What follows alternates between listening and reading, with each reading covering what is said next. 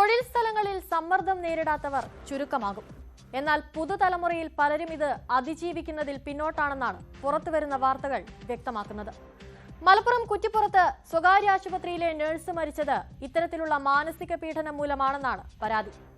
ഉത്തർപ്രദേശിലെ ഗോരഖ്പൂരിൽ മലയാളിയായ യുവ ഡോക്ടറുടെ മരണത്തിന് പിന്നിലും തൊഴിൽ സമ്മർദ്ദമാണെന്നാണ് കുടുംബത്തിന്റെ ആരോപണം. ഈ വാർത്തകളിലേക്കാണ് പോലീസ് പെട്രോൾ ആദ്യം പോകുന്നത്. സ്വാഗതം.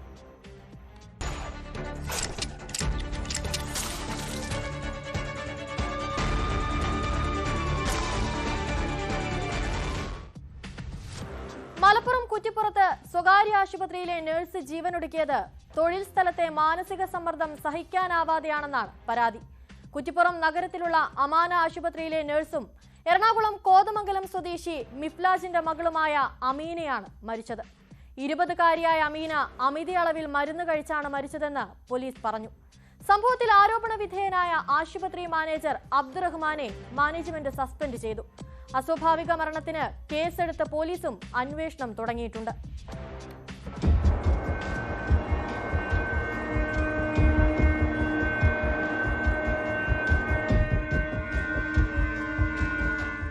ശനിയാഴ്ച വൈകിട്ട് 4:00-ഓടെയാണ് കുറ്റിപ്പുറം അമാന ആശുപത്രിയിലെ നഴ്സ് കോതമംഗലം സ്വദേശി അമീനയെ അമിതയളവിൽ മരുന്ന് കഴിച്ച് അവശനിലയിൽ കണ്ടത്. ഹോസ്റ്റലിൽ സഹപ്രവർത്തകരാണ് യുവതിയെ അവശനിലയിൽ കണ്ടെത്തിയത്.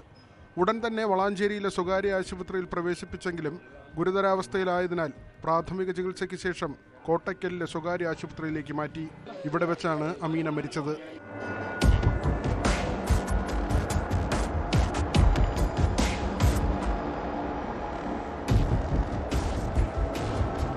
രണ്ടര വർഷമായി അമീന കുറ്റിപ്പുറം അമാന ആശുപത്രിയിൽ ജോലി ചെയ്തു വരികയായിരുന്നു.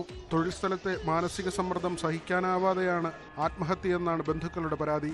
സംഭവത്തിൽ ആരോപണ വിധേയനായ ആശുപത്രി മാനേജർ അബ്ദുറഹ്മാനെ സസ്പെൻഡ് ചെയ്തു.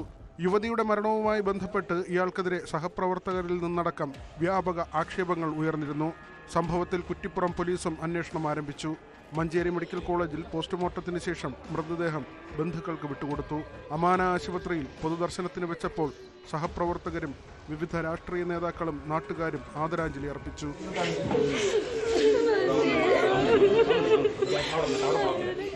ന്യൂസ് 18 തിരൂർ.